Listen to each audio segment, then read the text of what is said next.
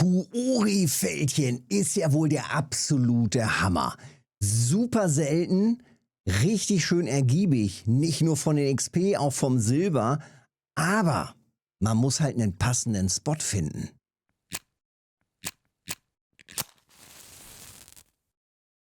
Ja, und der Milo hatte zuletzt seine Kuori-Fältchen-Trophy gefangen, hier an der Stelle und das mit uns schon geteilt. Im Discord ist das schon in der Trophy-Halle alles schön beschrieben. Übrigens Link zum Discord direkt unter dem Video.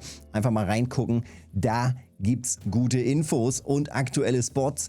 Ja, und hier an der Stelle soll's laufen, das Kuori-Fältchen. Und da muss man natürlich auch vorsichtig reingehen, schnell sein.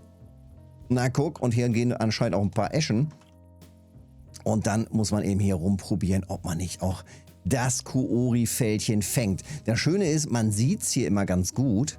Man sieht das eben hier von der Pose. Hier geht es dann schön runter mit der Schnur. Und dann sieht man hier eben genau, hier endet dann schön noch die Schnur. Und man sieht eben auch, wie die Fische hier ankommen. Man kann das quasi beobachten, weil das Gewässer ja hier so super klar ist. Der Kuori bietet hier einfach die besten Möglichkeiten, um einfach dir genau zu beobachten, wie das funktioniert mit der Köderführung im Spinning-Bereich, beziehungsweise wie die Fische reagieren oder an so einem Köder dann rumnuckeln, bis sie dann beißen. So, da haben wir schon den nächsten Kandidaten. Zack und dran. Ich bin hier gerade mit meinen Bollo-Routen unterwegs. Bolognese.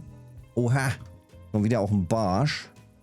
So, ich werfe mal nicht ganz so weit aus. Und die Bolognese-Routen, die sind jetzt hier gerade 8 Meter lang. Also richtig, richtig lang weit raus. Und ich würde sagen, ich werfe gar nicht mehr weit nach vorne aus, weil ich ja eh schon 8 Meter weit draußen bin. Das ist so eine Entfernung, die passt. Also ich sag mal so zwischen, sagen wir mal so um die 10 Meter herum als Entfernung. Wenn man einen Clip machen möchte, ist das hier absolut ausreichend. In dem Bereich sind bisher auch schon ganz gute Kuori-Fältchen reingegangen. Allerdings auch, wenn man nach Gewicht sortiert, Seewarnforellen auch auf Pose.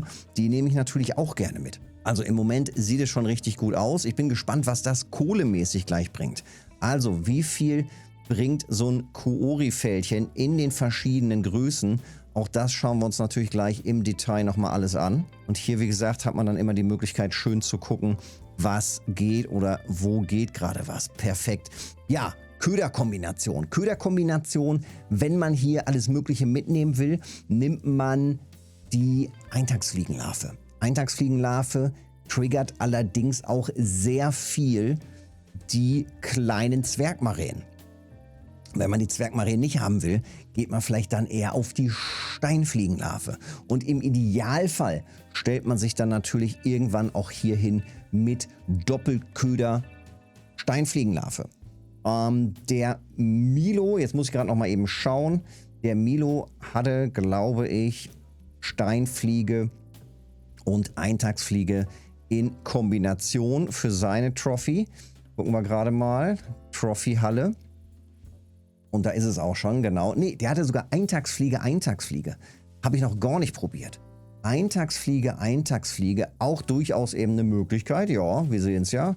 3,6 Kilo, fast 3,7 Kilo. Das ist doch mal ein stattliches Gerät. Ja, das kann man machen. Oder natürlich hier auch mit der Stippe kann man sich natürlich auch hinstellen. Auf die Entfernung einfach hier so eine 6 Meter, ja, sagen wir mal zwischen 5 und 8 Meter Stippe. Und dann locker raus hier mit 3 Stippen, auch durchaus eine Option. Ja, im Moment, gerade um die Mittagszeit, scheint es ein bisschen Flaute zu geben. Gerade war deutlich bessere Frequenz. Da war es schon fast stressig.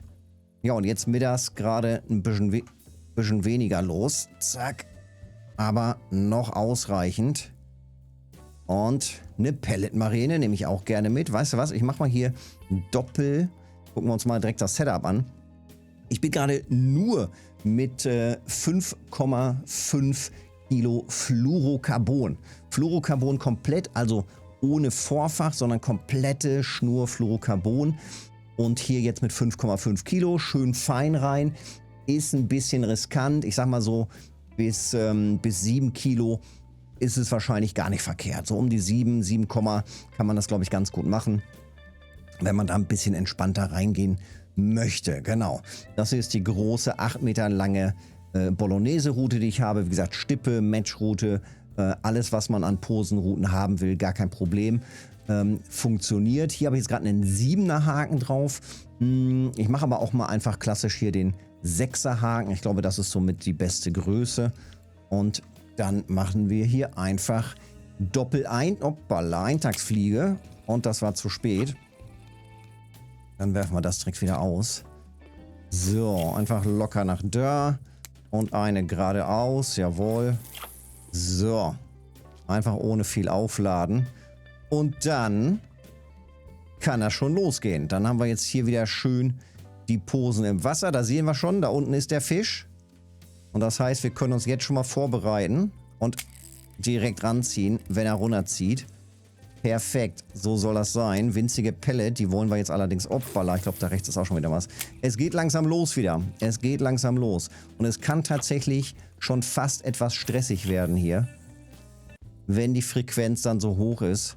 Und ich muss sagen, also vom Gefühl her, ne, es fühlt sich einfach deutlich entspannter an mit Matchrouten. Also sollte man irgendwann mal die Matchroute freigespielt haben, gerne hier auch einfach mit der Matchroute hinstellen. Also das macht das Ganze... Also ich sag mal, der Hakeffekt ist einfach angenehmer. Und Match hat einfach vom Feeling, man kann da gröber reingehen, man kann da ein bisschen besser oder heftiger anschlagen. Man sieht die Posen oder die Waggler dann deutlich besser und so Sachen. Also Match ist schon Main im Posenangeln und es macht halt deutlich mehr Bock, ne? Aber auch das hier mit den Bollos, gerade mit dieser Höhe, passt ganz gut. Gerade auch hier die etwas größeren Fische, gerade hier die Seewandforellen. Wenn man die eben auf dieser mit der langen Bollo so schön nach oben ziehen kann, direkt auf Entfernung, dann haben die ganz wenig Möglichkeiten eben wegzuschwimmen, haben wenig Kampfkraft und dann passt das schon ganz gut. Ja, wie gesagt, Setup haben wir uns ja gerade schon angeguckt. Das sind halt so die Ködermöglichkeiten. Eintagsfliege, wie gesagt, tendenziell allerdings... Also triggert einfach mehr. Die Zwergmaränen muss man sich darauf gefasst machen, dass eben dadurch viel mehr Fehlbisse entstehen. Das heißt, es kommt so eine kleine Zwergmaräne an, vielleicht mit 100 Gramm oder so, zuppelt die ganze Zeit rum an dem Köder und der Haken ist vielleicht zu groß und dementsprechend entstehen da die ganze Zeit Fehlbisse, Fehlanschläge. Also das passiert natürlich bei der Eintagsfliege deutlich mehr. Bei Stoppelsteinfliege hat man das äußerst selten. Jetzt zuletzt hier kaum Zwergmaränen dabei gewesen. Hier war mal eine wieder mit bei. Genau, ansonsten immer mal wieder auch die Pelletmaränen.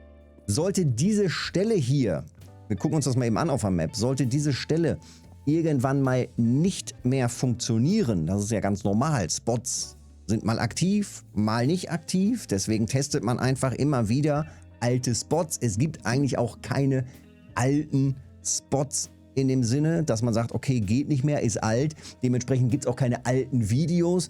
Und so findest du auch auf diesem Kanal, auf dieser Playlist zum Beispiel zum Koori, bestimmt verschiedene Videos noch, wo auch noch weitere Stellen gezeigt werden. Also einfach testen, diese alten Videos angucken und gucken, wo stand der Lümmel und wo habe ich damals die Fische gefangen. Von der Art her habe ich die Koori-Fältchen eigentlich schon vor einem Jahr oder noch länger genau so gefangen. Ich meine, Trophy habe ich genauso gefangen, hat man am Anfang gesehen. Doppelsteinfliegenlarve. Ab dafür. Also, da hinten gibt es eine Stelle, hier vorne am Campingplatz gibt es die Stellen. Es gibt verschiedene Stellen, die immer wieder gut funktionieren. Man muss es bloß wissen. Und je mehr du weißt, je besser du informiert bist, desto eher findest du eben die Stellen, wenn du alle Köderkombinationen im Kopf hast. Zack, zack, zack, abklappern. Und dann läuft das Ganze auch. So, ich würde sagen, bevor es jetzt gleich nochmal richtig losgeht, es geht schon Richtung Abendstunden. Ich würde sagen, wir verkaufen jetzt nochmal schnell. Ich gucke nochmal eben kurz rein und dann haben wir es eigentlich schon, ne? Ja. Ja, ja. Also bevor es jetzt hier abgeht, schnell hier eben hin. Eine Stelle, die auch sehr, sehr schön praktisch nah am Fischmarkt ist. Mal eben nach dem Preis sortieren. Guck dir das an, Alter. 43 Flocken für so ein Koori-Fältchen mit 1,8 Kilo. Also da ist noch richtig was drin. 30, 30, 30, 25, 25, 25, 20. Das ist schon mal nicht so schlecht. Also, das ist schon mal nicht verkehrt. Was sagt die Zeit jetzt hier? Knapp eine Stunde. Das ist doch gut. Und in der gesamten Zeit jetzt hier in der Stunde 350 Silber. Kann man machen. Anfangs auch wieder noch ein bisschen Rumtesterei. Das hast du ja jetzt nicht mehr mit der Rumtesterei. Du kannst jetzt sofort hier reingehen mit dem 6er Haken, mit der Doppelsteinfliegenlarve und 1,50 Meter Tiefe. Natürlich auch super wichtig. Und dann läuft das Ganze doch hier. So, ich ziehe jetzt hier weiter durch, warte jetzt auf die Abendstunden. Dann geht es wahrscheinlich auch noch mal ein bisschen mehr los. Ja, und dann ziehe ich hier im Idealfall noch eine Trophy raus. Petri Limits, wenn es geholfen hat, Daumen da lassen, hilft mir mega. Und dann sehen wir uns im nächsten Video oder im nächsten Livestream. Bis dahin.